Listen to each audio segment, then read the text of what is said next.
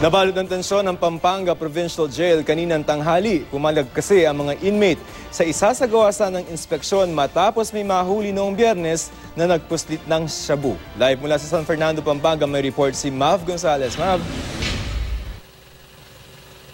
Joseph, ngayon nga payapa na dito sa Pampanga Provincial Jail matapos magkaroon ng tensyon kaninang tanghali. Nagkaroon ng tensyon sa Pampanga Provincial Jail kaninang alas 12 ng tanghali, bunsod ng gagawin sanang random inspection. Noong Biyernes kasi, may nahuling nakapagpuslit ng shabu kaya i-check dapat ngayon ang mga selda. Pero pumalag daw ang selda 7 at 6 at tumangging magpapadlock. Nung magpapapadlock ako, akala nila idinadamay pati yung mga walang kasalanan. Hindi nila nakita yung buong picture, kaya ako nagpapapadlock, magkakandak ako ng inspection.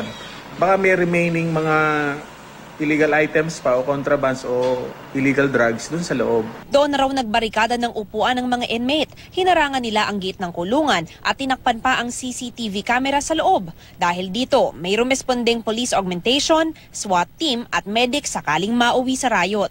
Pumunta rin kanina si Pampanga Vice Governor Dennis Pineda at siya mismo ang kumausap sa mga leader ng inmates para kumalma sila. Dito lang kami just to prevent any untoward incident. Okay. So para ma-maintain lang yung kaayusan. Dialogue nga sila. Okay. Matapos ang 3 oras, humupa na ang tensyon at balik normal na sa provincial jail. Pag merong nag-agitate na yung mga ganong klase, madali kasi. Sa dami namin ngayon dito, meron na kami 1,380. Konting spark lang ng panyan na hindi na maganda yung mangyayari. Pwedeng pagmulan ng riot. Pinabulaanan nila ang unang lumabas na may nasaksak sa kulungan. Kanina may dumating naman na tauhan ng Commission on Human Rights pero di sila pinapasok.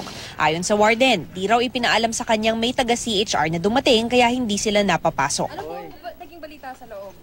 Ano po ang nangyari kanina? Joseph, sa ngayon magsasagawa raw ng investigasyon ang Pampanga Provincial Jail para matukoy kung sino talaga yung nag-instigate nitong gulo kanina at kung kakailanganin din ng disciplinary action. Joseph? Mav, natuloy ba yung inspection sana kanina?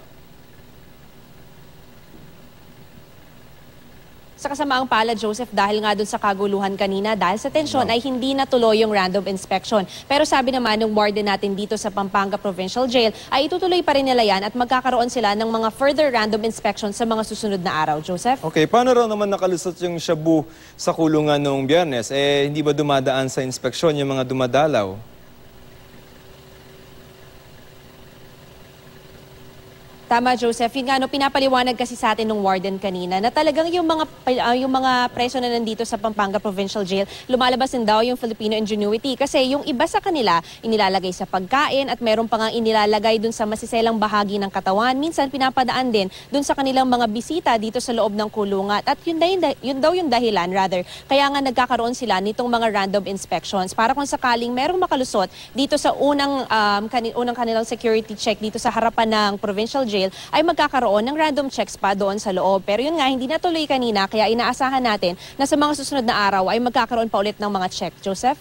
Okay, maraming salamat, Mav Gonzalez.